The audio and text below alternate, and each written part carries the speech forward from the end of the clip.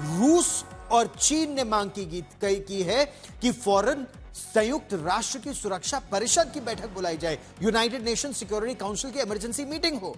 आखिरकार ये बैठक हुई, खूब हंगामा हुआ। चीन समेत कई देशों ने वेनेजुएला में सैन्य कार्रवाई को अमेरिका की क्षेत्र में दादागिरी बताया।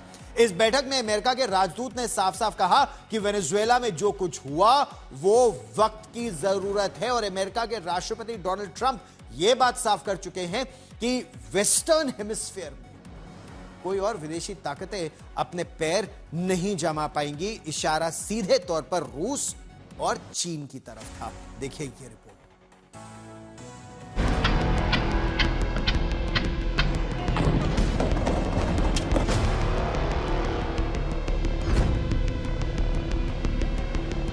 यूएन में वेनेजुएला मामले पर चौतरफा घिरा अमेरिका।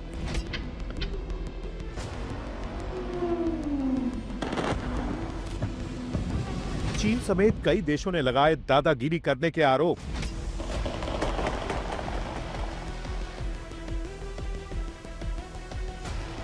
वेनेजुएला के राष्ट्रपति मादुरो को उनके घर से उठाकर अमेरिका लाने और अब हथकड़ी लगाकर कानूनी कार्रवाई शुरू करने के लिए ट्रंप पर दुनिया भर में उंगली उठाई जा रही है।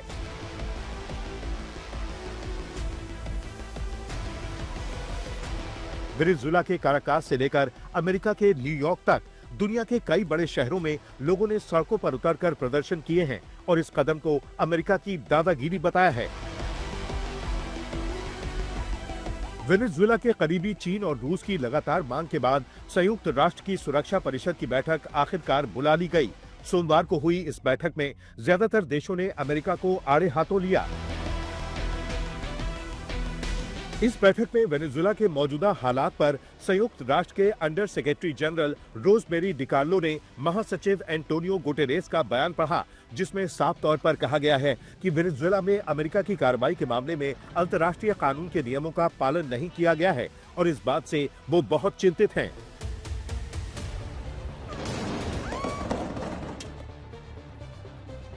अमेरिका के एक्शन को लेकर रूस भी गुस्से में था और उसके प्रतिनिधि ने निकोलस मादुरो और उनकी पत्नी सिलिया फ्लोरेस को फौरन रिहा करने की मांग की।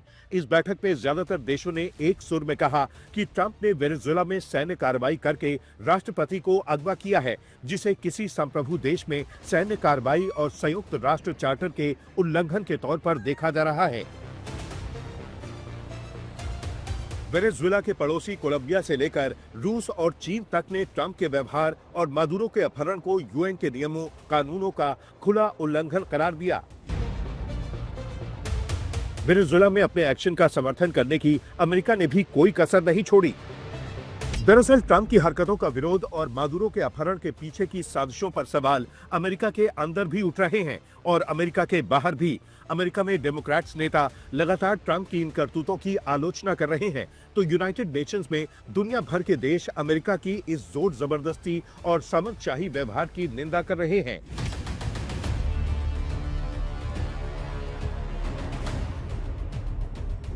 उधर अमेरिका में ट्रंप की हरकतों को जायज ठहराने की भरपूर कोशिश चल रही है। मादुरो के पकड़े जाने के बाद दुनिया के अलग अलग हिस्सों में मनाए जाने वाले जश्न की मिसाल देते हुए रिपब्लिकन नेता ये कहने की कोशिश कर रहे हैं कि मादुरो अपराधी है और उन्हें अमेरिकी अदालत में सजा मिलनी चाहिए, जबकि अमेरिकी डेमोक्रेट्स ट्रंप के इस रवैये को दूसरे राष्ट्र के खिलाफ खुली सैन्य कार्रवाई करार दे रहे हैं।